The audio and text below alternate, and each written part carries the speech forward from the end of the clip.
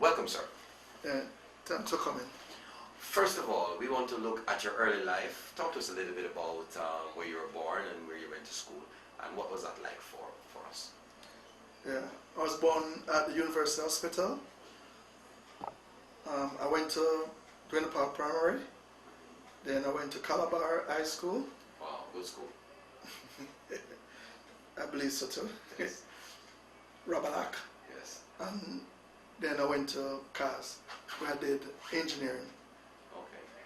Now, having focused on engineering at the university, did you think it would lead you into entrepreneurship, or you had other objectives in mind? It led me into entrepreneurship because I was born in business. Oh, really? Yeah. Talk to me about that. My dad, Mm-hmm. who runs Low Industrial Garage, Mm-hmm. had me at the garage Mm-hmm. from a tender age of 5 working. Okay. So it was always in the blood. Okay. So, when you did engineering at UTEC, what did you really want to do? Having completed that, what did you really want to do with your life? Did it dawn on you that, oh, I'm going to open my business first, or no, you wanted to go to somewhere else, and then something along the way, something happened that changed the course or the direction, in which you went? From attending CAS, I was always doing business. When I left CAS, I actually didn't work for nobody else except myself and my dad. So it has always been Interesting. progression. Let's pull back a little bit and talk about CAS. You said at CAS you're always doing business. What sort of business were you doing? So I used to sell calculators from a car back at CAS. Mm-hmm. Wow. So that generated enough revenue for you to feel comfortable? Yes, it did. Interesting. Now, I want to step back a little bit and see how your education at Calabar transformed you into, or developed you into going to CAS. Now, what was the Calabar experience like for you? The experience? Must have been fun. Most definite, because at least I made the track team. Yes. So I did come run for Calabar at Gibson and also at Boys Champs. Yeah. So I did the 4x2 at Gibson, and I did the flat 400, and then I did the long jump, which I came 5th in the finals at class 3. Oh, so you had a huge sporting background, Yeah. and you kind of then moved educationally into engineering, and then started your own business. Yeah. Now, having done a lot of athletes focus on track and field, and to the detriment of their lives, did you have any persons in your family or supporters who encouraged you to balance while at school, so that you didn't overcompensate in one area and forgot the other? Yeah, but that's easy. My mom and dad, actually, they were real strong backbone. They kept me focused. All right. Now let's look at moving into business. You said it was in your blood. Your father was a business person, but you started. When did you start Netlink? So you didn't work for anybody. You left UTEC. You had a little small business there. Then when you left CAS, what next? I went into the satellite business. So I went in installing satellite. So it was sales and service. So where I was doing those days was the mesh dish, C-band dish. So we actually started installing those. So that's what I did when I left CAS. Okay. And how was that business for you? It was good. It was a learning experience, at least. It was a new industry. And coming at the, what they call the grassroots, it it turned out to be what blossomed me into what I am today. Okay. So, were you very au fait with satellites at the start, or you just realized that there's an opportunity here, let me learn and try to grasp it out? How was it? Yeah, saw a big opportunity. There was not much people doing it. Mm-hmm. There's no established company doing it. So went in with the engineering background I had, Mm-hmm. learned, and started. When you look at the genesis of Netlink, right, I want you to talk me through that, because you started in business from very early in school, then you went into business, Netlink. How did that whole thing started? How did Netlink start? All right. It started back in '89, Mm-hmm. where I was in a partnership. The company name was Phoenix Communications. Mm-hmm. We did satellites and we did hotels. So we did hotels like Siboney, we did Braco Village, beaches, breezes. So we did quite a few hotels on the North Coast, putting TVs in the hotels. We were actually the first company that did cable with AC online. So that's powered cable. Mm-hmm. We did that at Siboney in '89 with my partner Logano. We had a break. We had some disagreement, Right. and this was let us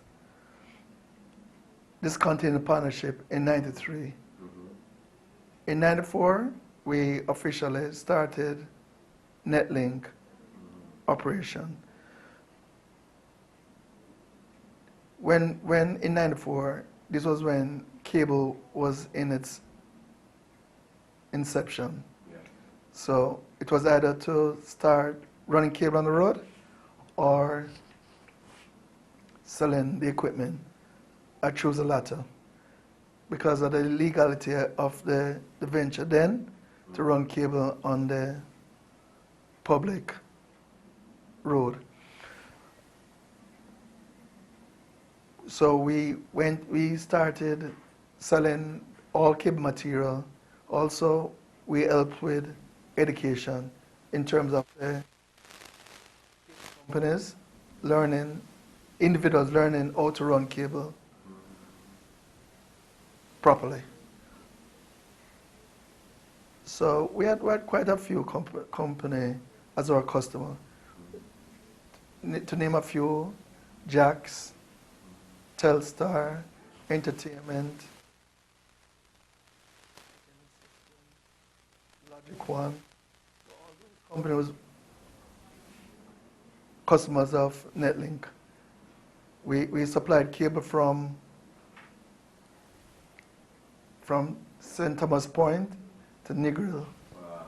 So basically everybody bought cable and cable material from Netlink. Fantastic.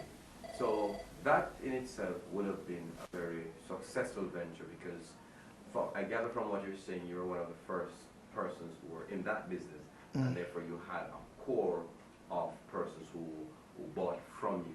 Now, having been so successful, cable was transforming itself to better days, because since then, what you've had is the cable becoming a lot more organized and more sophisticated. It's interesting to me, as somebody who's been in the industry, to find out, why did you shift from outside of cable to your new venture? Since you were so successful. Because of the new players. The new players flow when they came in.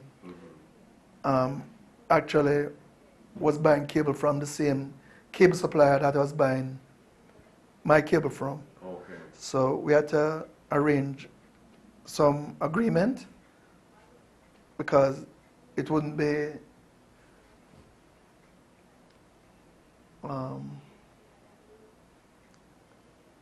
economical for them to buy from me, and the company, which was then which is still Comscope, had arranged a meeting with the vice president, with me deciding to relinquish the Jamaican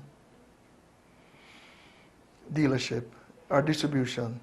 Okay, so the company had a meeting with you. Yeah. And you decided that you, or was it thrust upon you? What was it? Was it a political, or was it a backdoor deal that? It wasn't. It was just told to you. It was said to me, and with the economics, because as you know, there's now one cable company that sells cable wire. There are many. So at the quantity that Flow purchased at, they got a better deal than you. Not a better deal. It was just that for the quantity, because what I was told is that they buy cable regionally, mean that they buy in one bulk. So it would cause some hardship. So I just relinquish it calmly. Looked at new ventures, which I'm in now. Okay. Did you regret in some way that you didn't continue? I'm not saying that it seemed to me that you were enjoying doing what you were doing, right? And it's almost like a bigger company comes in buying this huge bulk and you are forced to make a decision, right? Simply looking at the math, looking at, the things around you and say, well, I'm not going to keep making money this way. But you really enjoyed what you do. You did. Am I correct?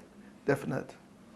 Okay. Now, so you had the presence of mind and, the skills to realize that you needed to shift focus. Not many business people do that very successfully.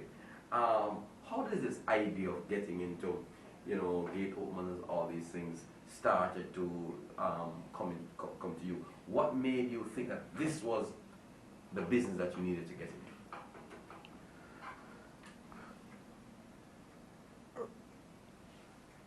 You also remember that I used to do satellite dishes. Right. At one point, I had almost a monopoly on satellite dishes. I actually brought in 3, 4, 5, 6 feet dishes into the island. One of my suppliers who sell jacks for C-band dishes, Super Jack, started to sell gate openers, started to manufacture gate openers. And I went to their factory, looked at the product, brought it in, and became what it is today. The most popular gate in Jamaica. Wow. So it was an instant success. Did you really? It wasn't. It wasn't? What happened? When I started, I came into the business just only to sell the product. Just like cable, just to sell the product, not to install. But we found that there was an issue with the installers installing the product. Because initially, when it started, we were told that the product wasn't good. We started to install it ourselves, and we had to do damage control because we found out that the product was excellent. We had an issue with some of the installers not installing the units correctly. We did corrections by starting workshops where we bring in all our dealers and get them trained, certified, how to install gate opener properly. So that was where we started. We now sell 5 different gate openers systems. Wow. We have our Italian gate, which is Pratica. We also have an next Italian company, which is SEA, which that we carry equipment for. US company, LiftMaster, Pratico, PowerTech. So 5 different companies who, in terms of gate openers, how are the products now, right now? How popular are these products? Superjack is the largest selling gate opener on the island. Why is it so popular? Because of sales and service. We have every part to repair the Superjack arms, from a pin to an anchor. So we have all the gears, all the bearings, all the shafts, even that cylinder, if it gets in an accident, we can do a total repair. When you look at the others... And also the performance. Okay. And the affordability. And the price. Okay. Affordability. When you look at the others, what would you say about them? Are they coming on in terms of their popularity, Italian products? Do you have a challenge with Italian products since it's a European base and people tend to be more in Jamaica, more North American oriented? Do you have a problem with that? No, we don't. The issue with the Italian is that the price, it's a more pricey unit. So you find that it is not as fast selling as the Superjack or the PowerTech. The LiftMaster is a reasonable seller. So you find that the Pratico and the SEA units, they take a little time to move. Now, I know that you have moved beyond garage openers. You sell other products. What are the other products you sell? Instead of gate opener, other than gate openers, we do sell garage doors, and we also manufacture hurricane shutters here. Okay. That's recent, the hurricane shutters. Why the need to get into the hurricane shutters? You seem to be a very calculative person. I mean, is it that you saw that, what was obtained currently in Jamaica was not, what should be? Or there was some vacancies for you to get into it? Yeah, there was a need for manufacturing hurricane shutters here. So I saw the opportunity, so I went in. We actually manufacture the accordion shutters here. We do the accordion, roll-up shutters, and we actually started to do the fabrics. But we have, to a lesser extent. And we also do the Bahama shutters and the colonial. No. Do you find that more and more people are building and making sure that they are getting involved into installing shutters and gate openers because, one, we have an issue with crime, as you would be aware, and two, clearly, we're in the Caribbean where we tend to have hurricanes from time to time. You find that people are now being a lot more aware of setting their house in order so that there is no issue later on. Yeah. At least we have to remember that Jamaica is in the position where it's in the position where in the location where they call Hurricane Alley, where we get most hurricane passing, fortunately for us, left and right of us. I mean, at the end of the day, we haven't had major knocks yet. Since Charlie and Gilbert, we have had close calls.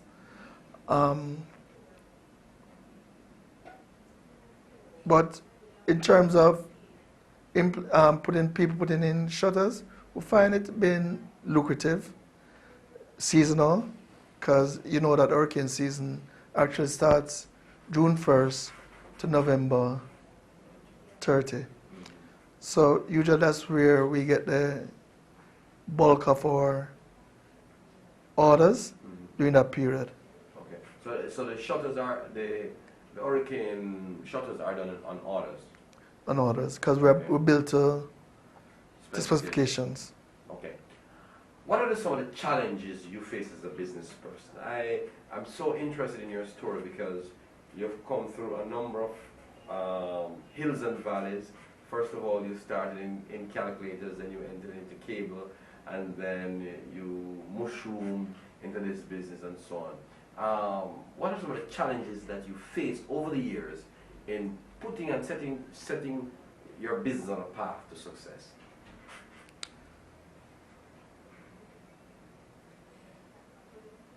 I guess like everybody else, financial, trying to obtain loans. It's not as easy as most people know. I mean, a car loan is easier to get than a business loan. Yeah. So you find that's one of the biggest issues we Jamaican businessmen face, or to get funds to run the operations. Now, having set this company on the path, and it is quite a notable company, Netlink Jamaica, and very reputable. What would you like to see as this company continues to grow? What are some of the things that you'd love to see happen? What I'd like to say is the continuation. We basically, one of our greatest attributes is which keep developing, improving our product. That today, the same sword jack, you'll always see improvements on it. Once we find issues, we work on it. So that's one of our greatest strength. And that's what moving forward, that's what I love to continue going, that we keep improving, being our own competition. Who are your competitions then? Yeah? As you mentioned, who are your competitions? And how do you stay ahead of your competition? I guess I'm my biggest competition. Yes, sir. But how do you stay ahead of your competitions? I say by giving customers choices. We basically don't force anything down a customer's throat. Let's move over to garage doors. We, at Netlink, we sell 2 garage doors, only 2 brands, Clopay and Amar. Why only 2? Because most people only sell 1. Okay. Yes, sir.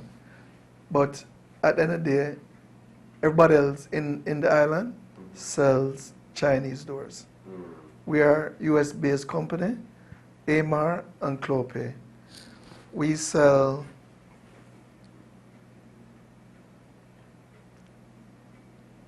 we are factory direct, and we offer warranty on everything that we sell. You don't go into Chinese doors. Why not? Quality.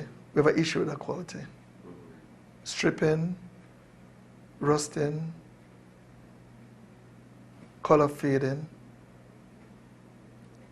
no standards. So the 2 American doors, tell me about them, because somebody listening to this interview or watching this interview could be your potential client. Now, talk to me about the 2 American doors that you buy. Why you think these are the best on the market? All right. All right, let's, number 1, Clopay. It is carried by the largest hardware chain in America, Home Depot.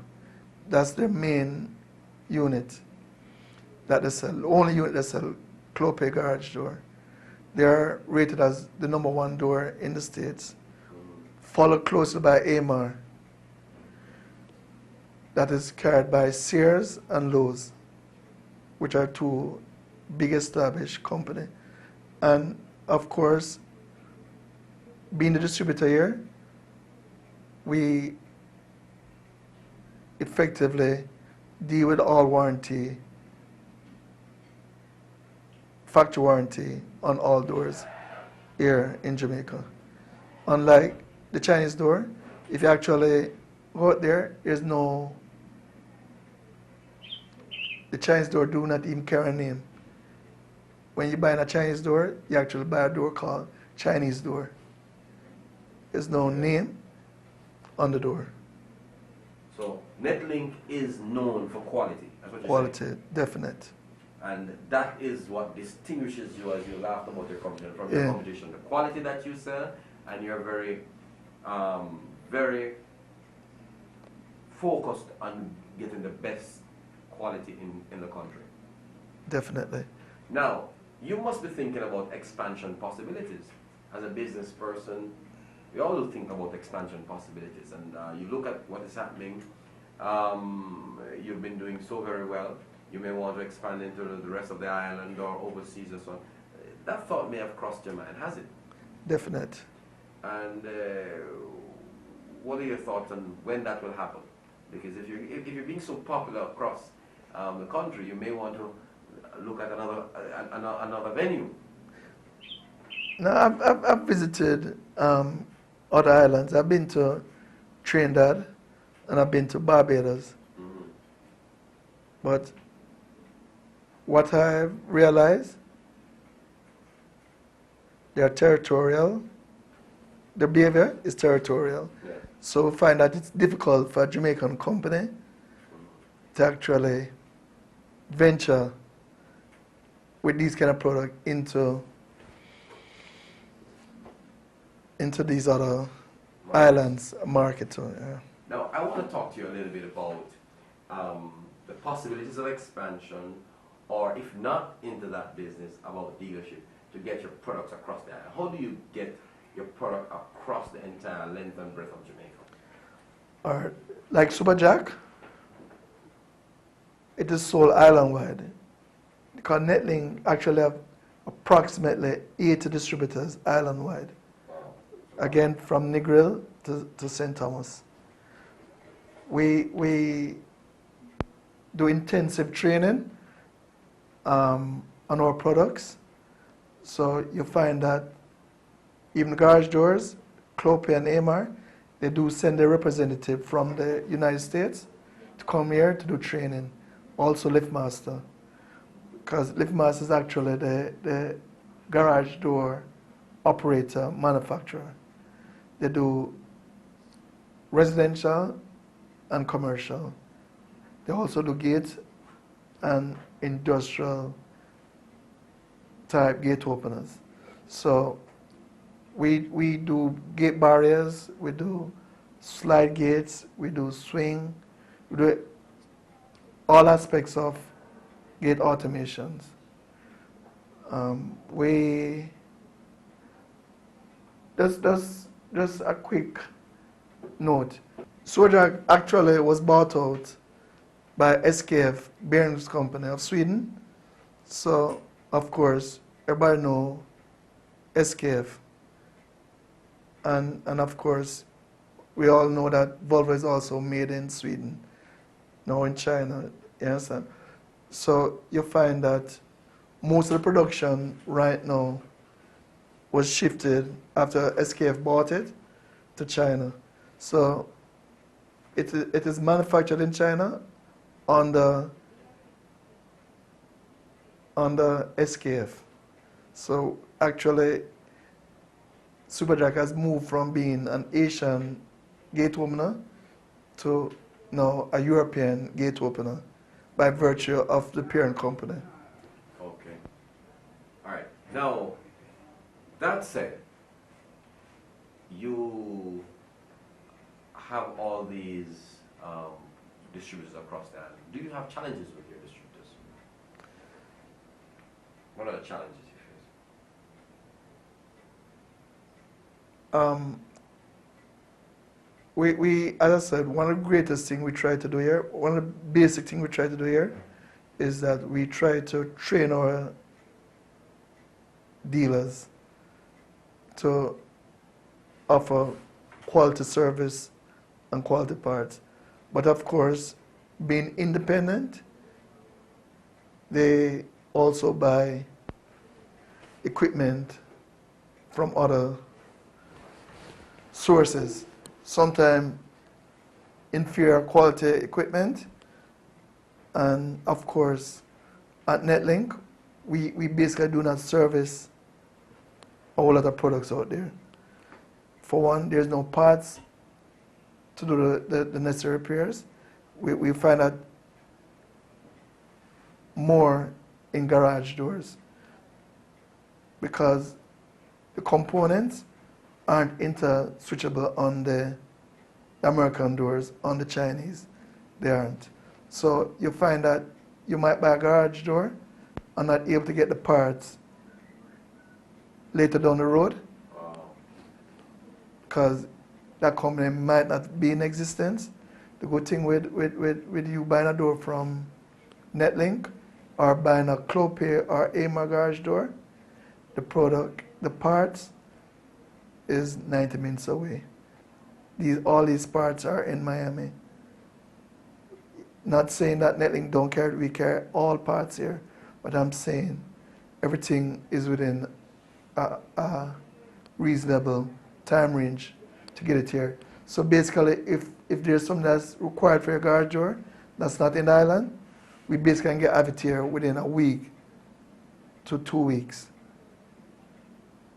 Because we also, even though we buy directly from the factory, we also get access to the distribution centers in Florida for both doors. What are some of the successes you've had? When you think about, you sit down in your quiet time and you look at the transformation of your company and so on, these things must play on your mind. What are some of the things that you really take great pride in that this company has achieved since its inception? I mean, if you check from inception in '94, it's been the longevity of the company. 22 years. It's not easy, but I think it's a milestone to carry a company over 20 years in operation and still growing and still going on. What do you think contributes to this success? Is it family-based, friends in and around the company? It is some business people are so in love with their company, they love what they do, it's more passion than anything else. What do you think drives their company? It's my family, quality, friends, and my input. Because I'm not only the managing director, I'm also technician, instructor, accountant. I'm multitasker. So it seems like you're very passionate about this company. It seems like you wouldn't want to do anything else. It's just this is what you love. Yeah. Can I describe you like that? You can. And one of the things I've done, which I've never been afraid to, I've given all my customers, when required, my cell phone number. When they ask for it, because I will not tell a customer I'm not giving them my cell phone, because I'm worried about being bombarded with calls, and I've been doing it for years, and I've not had no regrets giving any customer my phone number, and it's the only phone number I carry. Wow. Talk to me about your children. I'm sure you have kids and so on. How do they form a part of your whole, your business, and how integrally involved are they in the business? I have 3 kids, 2 girls, 1 boy. Yeah, my eldest daughter that's studying at UA. She's doing law in her 3rd year at the faculty. She's also a director in the company. My son, who is also a director, is abroad doing business at USF. He should be completed spring 2017. Mm-hmm. And the baby, which is 12, just got into Immaculate Conception High School. Okay. So everybody has been progressing Okay. nicely. Right. And you're incorporating them over time into the business. Definitely. Do they share the same passion as you about the business? Yes, I do. Okay. That makes you feel that you have a succession plan in place. Definite. Now, let's talk about your spare time. What do you do in your spare time? I mean, you're a very busy person. You want to see this company grow, and you have, what do you do in your spare time when you don't have Netlink to worry about? I play tennis. Yeah. I You do. good at it? I think that reasonable. Okay. I knock the ball over the net. Also play football. Yes. Still can play. Still can play. Yes. Okay. I actually did a season for Men of Vision Yeah. in Masters League. Yes. Okay. I mean, even at, with these old bones, Yeah. still You made can the move. 11? Play a couple games. Play a couple games. Okay. Right. That's interesting.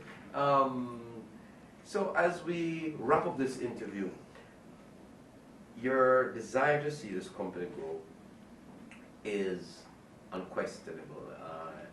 There is a lot of support base around you. I want to talk to you a little bit about your workforce, because that's important, the human resource capital. It seems to me, just by observing, that you have quite a few persons who have been working with you for a while, which makes it good, so that there's continuity. Talk to me about the human resource capital around you that helps to drive the business.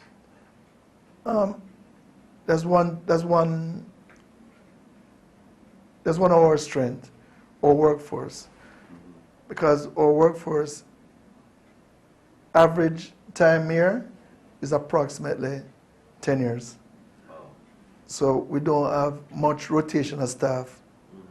So we on our whole keep our technicians, which of course Netlinks have about approximately 8 technicians on staff. We have a manufacturing section, so we have 4 people manning that department. The stock, which is basically about 4 people. Sales, 4. Accounts, 4. So, and of course, as I said, one of the greatest attributes of the company is that the longevity of the workers. So we keep our experience. Now, as a business person, there are always challenges with finances. And sometimes you're involved in the use of currency to purchase your things and bring into Jamaica. How difficult is it for you to get a foreign currency from the banks in this country? It's difficult because if we have a large bill to pay overseas, we are not allowed 5,000 US per day purchase from the commercial banks. So you find that if we have a substantial size bill, we have to take a couple days, even weeks, to put the money together to send off the payments. Also, let's go back to the loans. One of my greatest issue with the banks and loan, especially commercial loan, it's a time they take to do the evaluation. The thing is that if I needed a Mercedes, I'll get it in a couple of days. If I need a business loan, it takes me like 3, 4, 5, 6 months Wow. to obtain. And this is bad for business, because Definite. if you're going into something or it's a market issue, you need to move right away. Speed is important. Speed is important. How do we address that though? What is your view on it? My view is, at least, my view on it is that the banks, they deal with too much consumer loans. The meat of the matter is that they put all emphasis on consumer loans and not commercial loan, but yet still they use the business to guarantee the consumer loan. And my problem is, without developing the business, or do they expect the consumer loans to grow? Especially for the staff, if I write my letter, they get the loan instantly. Me, I go in to apply, it's all red tapes, all over the place. Wow. So essentially the red tapes of the bank is a challenge. It is. Finally, for young people who have the desire, like yourself when you were at CAST or now UTech, you were entrepreneurially inclined, what would be your advice to them if they want to go into business? As somebody who has been in business for 22 years, you must have seen it all in terms of the pitfalls, the successes and so on. I believe that it will be really difficult for young people. Number one, the amount of red tape it is to incorporate a business, with the amount of expense that's required to just a startup cost, tremendous. Two, the access to funds, because you and I know it don't take no $10,000 to start a business nowadays. It takes quite a tidy sum.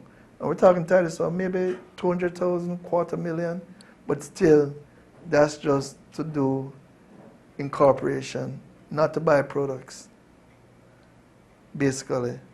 So that's one of the challenges I find that most of the youths will have with doing a startup right now. I mean, it's not impossible if it's something that don't require a low lot of revenue, like IT.